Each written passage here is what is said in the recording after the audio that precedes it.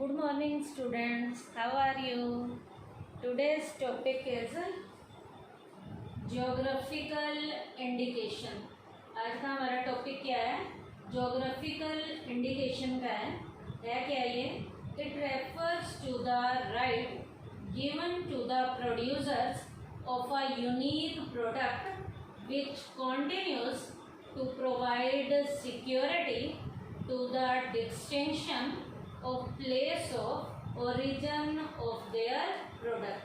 बेटा geographical indication एक ऐसा राइट है जो उसके प्रोड्यूसर को उसके प्रोडक्ट की यूनिक लेवल की आइडेंटिटी के लिए, यूनिक प्रोडक्ट के लिए उसके प्रोड्यूसर को दिया जाता है कि उसका प्रोडक्ट दूसरे प्रोडक्ट से हट के है, which continues to provide security, जो लगातार उसके यूनिक प्रोडक्ट को सिक्योरिटी प्रोवाइड कराता है to the distinction of place of origin of their product, जहाँ से उसके प्रोडक्ट की ओरिजिनल लेवल की क्या हुई है, पैदावार हुई है, तो वहाँ का उसका प्रोडक्ट ओरिजिनल लेवल का प्रोडक्ट है और उसके प्रोडक्ट को ज्योग्राफिकल इंडिकेशन राइट के तहत उसके यूनिक प्रोडक्ट को दूसरे यूनिक प्रोडक्ट से अलग हट के सिक्योरिटी प्रोवाइड कराई जाती है। तो फिर से सुन लीजिए, राइट है क्या? It refers to the right given to the producers of a unique product which continues to provide security to the distinction of place of origin of their product. अब बेटा जोग्राफिकल इंडिकेशन के लिए एक और भी meaning है क्या? It refers to such indication as distinguish a unique product on the basis of its area of production. बेटा जोग्राफिकल इंडिकेशन एक ऐसा इंडिकेशन होता है जो उसके यूनिक वाले प्रोडक्ट को उसके प्रोडक्शन के बेसिस पर उसे यूनिक प्रोडक्ट को दूसरे प्रोडक्ट से अलग करता है, उसके दूसरे प्रोडक्ट से अलग करता है। कहने का मतलब है वो प्रोडक्ट यूनिक लेवल का जिस प्रोडक्शन के एरिया में पैदा होता है उसे ही इस तरीके के यूनिक प्रोडक्ट की आइडेंटिटी जो दी जाती है वो ज्योग्राफिकल इंडिकेशंस के राइट में उसके यूनिक प्रोडक्ट को इस तरीके की क्या दी जाती है, सिक्योरिटी दी जाती है। जैसे बेटा आपको मैं एग्जांपल बताऊं, दार्जिलिंग की जो चाय है, ओरिजिनल जो यूनिक चाय का प्रोडक्ट है, तो वो चाय के लिए है दार्जिलिंग, तो दार्जिलिंग के आगे मैंने क्या लिखा है, टी लिखा है। ऐसे ही बेटा कोल्हापुरी वहाँ की चप्पलों के लिए मशहूर है, कोल्हापुरी चप्पल के लिए। ऐसे ही बेटा मैसूर जो है, मैसूर का सिल्क बहुत फेमस होता है, वहाँ का ओरिजिनल प्लेस है सिल्क के लिए, तो मैसूर सिल्क के लिए है। ऐसे ही बेटा बीकानेर भुजिया के लिए, तो बीकानेरी क्या होती है, भुजिया होती है। ऐसे ही बेटा मैं आपको यूनिक प्रोडक्ट के लिए अब एक एग्जांपल दूंगी। वो एग्जांपल क्या है बेटा, मैं आपको बासमती राइस का दूंगी। बेटा हम ये भी कह सकते हैं बेटा बासमती राइस जो है वो राइस की एक यूनिक वाली बहुत बढ़िया वाली एक क्वालिटी होती है। Basmati rice means long grain aromatic rice which is produced in the plains of Ganga in India. Basmati rice बेटा अनाज की वो जो चावल का जो दाना होता है वो काफ़ी लंबा वाला दाना होता है और ये इंडिया के गंगा के प्लेन्स के जो एरिया है उसकी क्या है, पैदावार है। Under the geographical indication the rice produced in 7 states. India में जो बासमती राइस है वो 7 स्टेट्स की पैदावार ज़्यादातर माना जाता है। वो स्टेट्स बासमती के नाम से जानी जाती हैं। These states include, अब इन स्टेट्स में कौन कौन है? पंजाब शामिल है, हरियाणा है, दिल्ली है, यूपी है, उत्तराखंड है और कुछ पार्ट्स हमारे यूपी का है और जम्मू और कश्मीर का है। तो ये 7 स्टेट्स बासमती राइस की स्टेट्स के नाम से जानी जाती हैं। उसके बाद बेटा ज्योग्राफिकल इंडिकेशन जो है उसके मेन कंडीशंस क्या क्या हैं? Under the geographical indication mainly the agricultural, natural and manufactured product are included. बेटा ज्योग्राफिकल इंडिकेशन में मेन एग्रीकल्चरल लेवल के प्रोडक्ट को, नेचुरल लेवल के प्रोडक्ट को या मैन्युफैक्चर्ड कोई भी प्रोडक्ट है उसे ज्योग्राफिकल इंडिकेशन में इंक्लूड किया जाता है। The product is either produced और manufactured in a special or unique geographical area। अब वो प्रोडक्ट बेटा पैदा किया जाता है या उस प्रोडक्ट का निर्माण किया जाता है उस खास वाला जो यूनिक वाला स्पेशल लेवल का जो ज्योग्राफिकल एरिया होता है उसी खास लेवल के एरिया में, उसी स्पेशल लेवल के एरिया में उस प्रोडक्ट को पैदा भी किया जा सकता है, प्रोड्यूस भी किया जा सकता है और उस प्रोडक्ट का निर्माण भी किया जा सकता है, वो प्रोडक्ट मैन्युफैक्चर भी किया जा सकता है। Third, the products to which security is provided under GI. अब बेटा जिस भी प्रोडक्ट को जीआई के अंदर, ज्योग्राफिकल इंडिकेशन के अंदर सिक्योरिटी प्रोवाइड कराई जाती है should have such special features as are related to only a special area। अब बेटा उस प्रोडक्ट के अंदर वो स्पेशल लेवल की फीचर होनी चाहिए जिस फीचर को उस स्पेशल लेवल के एरिया में होना चाहिए।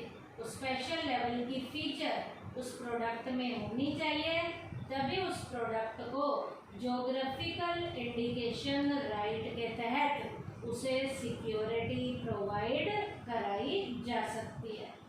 जर्नली नेक्स्ट पॉइंट है the GI right is concerned with the product but in certain country services are also provided with the GI security. आमतौर पर बेटा ज्योग्राफिकल इंडिकेशन राइट के तहत आमतौर पर प्रोडक्ट को ही सिक्योरिटी प्रोवाइड कराई जाती है ज्योग्राफिकल इंडिकेशन राइट के अंतर्गत। लेकिन कुछ कंट्रीज में ज्योग्राफिकल इंडिकेशन की सिक्योरिटी में सर्विसेज को भी इसके अंदर क्या किया गया है? शामिल किया गया है। तो ये तो थी ज्योग्राफिकल इंडिकेशन की मेन कंडीशंस क्या है। तो इसकी कंडीशन कितनी है? 4 कंडीशन है। उसके बाद बेटा टॉपिक है registration process of geographical indication. Geographical indication के प्रोसेस में रजिस्ट्रेशन कैसे किया जाता है, इसका रजिस्ट्रेशन का प्रोसेस कैसा होता है? सबसे पहला है फिलिंग ऑफ एप्लीकेशन। एप्लीकेशन को फिल करना है, फाइल करना है। सबसे पहला first of all the applicant should ensure that the proposed indication is with in the scope of definition given in हमारा सेक्शन जो है 2(1)(e) under the GI act. सबसे पहले हमें जो है एप्लीकेशन जो फाइल करनी है, एप्लीकेशन को फाइल करने से पहले हमें इस बात का भी अपने आप को आश्वासन दिलाना है कि हमारा प्रोडक्ट जो है ज्योग्राफिकल इंडिकेशन एक्ट के सेक्शन 2(1)(e) के अकॉर्डिंग उस डेफिनेशन में हमारा प्रोडक्ट आता है या नहीं आता। आता है तभी इसके जो है ज्योग्राफिकल इंडिकेशन के प्रोसेस के रजिस्ट्रेशन की एप्लीकेशन को हम क्या करते हैं? फाइल करते हैं। उसके बाद है प्रिलिमिनरी स्क्रूटनी। अब बेटा शुरुआती दौर की जांच पड़ताल भी शुरू होगी। The inspection officer examines the truth of the information given in the application. अब बेटा इंस्पेक्शन करने वाला ऑफिसर जो है, एप्लीकेशन जो हमारी है उसमें दी हुई जितनी भी इंफॉर्मेशन है वो सारी इंफॉर्मेशन की वो इंस्पेक्शन ऑफिसर प्रॉपर तरीके से क्या करेगा, जांच पड़ताल करेगा। In case of any objection, यदि कहीं ऑब्जेक्शन लगाया गया है, कहीं कोई कमी पेशी है, the applicant can remove the objection with in 1 month. कोई ऑब्जेक्शन है तो एप्लीकेशन वाले को एप्लीकेशन की ऑब्जेक्शन के बारे में बता दिया जाता है, उसे कहा जाता है 1 महीने के अंदर इस ऑब्जेक्शन को वो क्या करे, रिमूव करे। तो ये सेकंड पॉइंट क्या था, प्रिलिमिनरी स्क्रूटनी का। उसके बाद है एग्जामिनेशन बाय द रजिस्ट्रार। अब रजिस्ट्रार पूरे प्रॉपर हमारे जो डॉक्यूमेंट्स हैं उनकी वेरिफिकेशन करेगा। After the preliminary examination of the application is completed, the registrar does a thorough examination of it। अब बेटा इंस्पेक्शन ऑफिसर सारी फॉर्मेलिटीज़ की, सच्चाई की कि एप्लीकेशन में जो जो डॉक्यूमेंट्स चाहिए थे, जो जो चीज़ें चाहिए थी वो पूरी कंप्लीट हैं या नहीं है, यहाँ पर रजिस्ट्रार उसकी प्रॉपर तरीके से, थोरो तरीके से उसका एग्जामिनेशन करेगा, उसकी जांच पड़ताल करेगा। In case of any objection the applicant is required to reply the objection within 2 months. अभी भी कोई ऑब्जेक्शन दिख रही है तो एप्लीकेंट को कहेगा कि 2 महीने के अंदर वो अपने इस ऑब्जेक्शन का उत्तर दे, जवाब दे, उसे सुधारे। When the registrar is fully satisfied, he sanction the application। अब बेटा रजिस्ट्रार जब पूरी तरह से सेटिस्फाई हो जाता है तो उसे सर्टिफिकेट देने के लिए तैयार हो जाता है। तो वो क्या करेगा बेटा, when the registrar is fully satisfied, he sanction the application। अब रजिस्ट्रार जब पूरी तरह से सेटिस्फाई हो गया वो एप्लीकेशन को पूरी तरह से क्या कर देगा, मंजूरी दे देगा, सैंक्शन कर देगा। उसके बाद है publication of GI.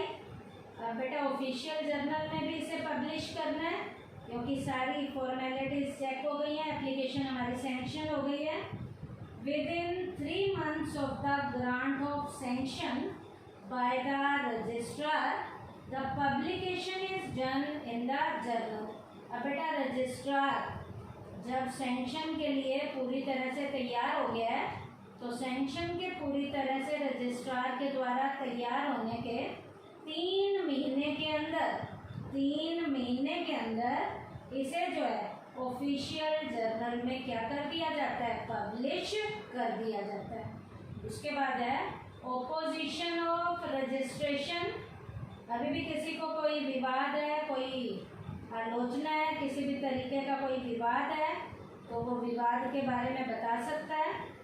Up to 3 months of the publication in the GI the third party can submit its application of opposition.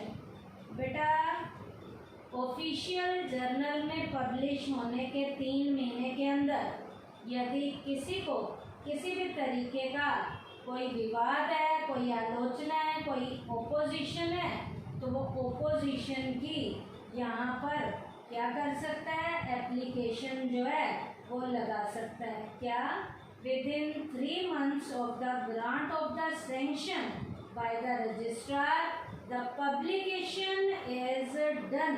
The publication is done in the journal के बाद यहाँ पर कोई विवाद है जर्नल के बाद तो किसी ने अपोज करना है तो अपोज भी कर सकता है उस पब्लिकेशन के कितने महीने के अंदर, 3 महीने के अंदर। क्या, up to 3 months of the publication in the GI the third party can submit its application of opposition वो अपोजिशन की एप्लीकेशन को सबमिट करा सकता है। अब यहाँ पर भी एक एग्जाम्पल दिया हुआ है। In 1997 American company Rice Tec Inc submit the application in the US patent office for naming the rice produced outside India basmati. अब बेटा यूएस की उस कंपनी ने इंडिया के बाहर भी दावा किया कि हम बासमती राइस की पैदावार कर रहे हैं, बट इंडिया ने अपोज किया against it because there was geographical indication security granted to basmati in India. Basmati के ज्योग्राफिकल इंडिकेशन के अकॉर्डिंग सिक्योरिटी इंडिया को ही मिली हुई है, तो यूएस वाले कैसा दावा कर सकते हैं बासमती के ऊपर? तो उन्होंने एप्लीकेशन के ऊपर अपोज किया। The grant of patent in this contest could adversely affect the export of Indian rice. इस तरीके से हमारे इंडिया के राइस के एक्सपोर्ट के ऊपर नेगेटिव इम्पैक्ट आ सकता था। Consequently the registrar rejected the application, जिसके कारण रजिस्ट्रार ने उनकी इस एप्लीकेशन को क्या कर दिया? खारिज कर दिया। एप्लीकेशन को क्या कर दिया? रिजेक्ट कर दिया। उसके बाद है ग्रांटिंग रजिस्ट्रेशन। अब रजिस्ट्रेशन की ग्रांट मिल जाएगी क्योंकि पूरी फॉर्मेलिटीज अब हमारी पूरी होने को हैं।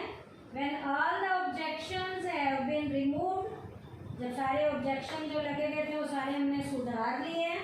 The registrar accept the application, registrar हमारी एप्लीकेशन को एक्सेप्ट कर लेता है यहाँ पर, and issue the applicant the certificate of registration, और एप्लीकेंट को रजिस्ट्रेशन का सर्टिफिकेट क्या कर देता है? इशू कर देता है, क्योंकि उस एप्लीकेंट ने सारे ओपोजिशन के जो विवाद थे उन्हें क्या कर दिया? रिमूव कर दिया। उसके बाद है बेटा नेक्स्ट पॉइंट रिन्यूअल का। इसे रिन्यू कितने टाइम पीरियड के बाद कराना है? Once the registration is done it is valid for 10 years. एक बार जब ज्योग्राफिकल इंडिकेशन के अकॉर्डिंग रजिस्ट्रेशन हो जाता है तो इसकी वैलिडिटी 10 साल तक रहती है। After the expiry of this period it can be got renewed by submitting the fixed fees. 10 साल के पूरा होने के बाद इसे जो है दोबारा से फिक्स फीस देकर दोबारा से इसे क्या करवाया जाता है? रिन्यू करवाया जाता है। तो रिन्यूअल क्या? ज्योग्राफिकल इंडिकेशन का रजिस्ट्रेशन का सर्टिफिकेट मिलने के बाद इसकी वैलिडिटी कितने साल तक रहती है? 10 साल तक रहती है। 10 साल के पूरा होने के बाद यदि हमें दोबारा से रिन्यू करवाना है, डेट एक्सपायरी हो गई, तो हमें एक फिक्स लेवल की फीस भरनी है और हम फिर से इसे क्या करवा सकते हैं? रिन्यू करवा सकते हैं। तो आज के टॉपिक में हमने क्या किया? ज्योग्राफिकल इंडिकेशंस के बारे में मैंने मीनिंग बताया है, फिर उसकी कंडीशंस बताई हैं, फिर हमने ज्योग्राफिकल इंडिकेशन के रजिस्ट्रेशन का क्या किया? प्रोसेस किया। थैंक यू बेटा।